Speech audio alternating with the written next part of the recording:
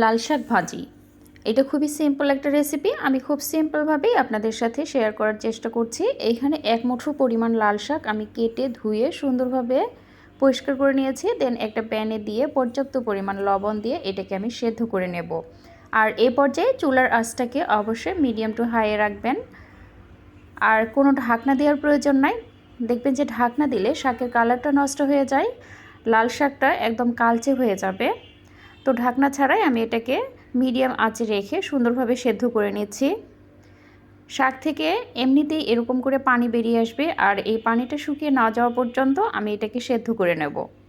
একদম পুড়িয়ে ফেলা যাবে না, জাস্ট পানিটা শুকিয়ে গেলে নামিয়ে ফেলেছি। এখন প্যানটা পরিষ্কার করে নিয়ে ওই প্যানে আমি দিয়ে দিচ্ছি 1 টেবিল চামচ মতো সয়াবিন তেল।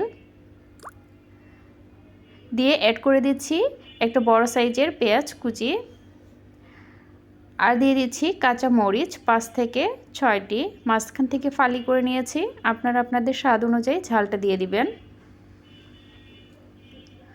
দিয়ে এগুলোকে হালকা নেড়ে চেড়ে হালকা ব্রাউন কালার করে নেব। একদম ব্রাউন কালার করা যাবে না, চেষ্টা করতে হবে জাস্ট কালারটা একটু চেঞ্জ হয়ে আসা পর্যন্ত এটাকে ভেজে নিতে।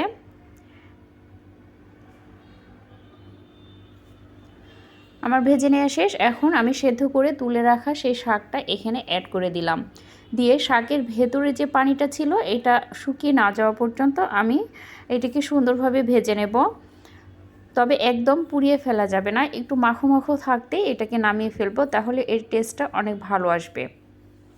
শাকটা যখন পুড়ে যায় তখন এর টেস্টটা নষ্ট হয়ে যায়। এভাবে খুন্তি দিয়ে যদি সমস্যা হয় তাহলে স্টিলের খুন্তি যে পেছন পার্ট সেটা দিয়ে এভাবে করে দিলে দেখবেন যে শাকটা অনেক ঝরঝরে হবে এবং খেতেও অনেক টেস্টি হয়। আর কাদা কাদা থাকলে খেতে খুব একটা ভালো লাগে না। আমার শাকটা হয়ে গেছে, এখন পরিবেশন করে আপনাদেরকে দেখাচ্ছি।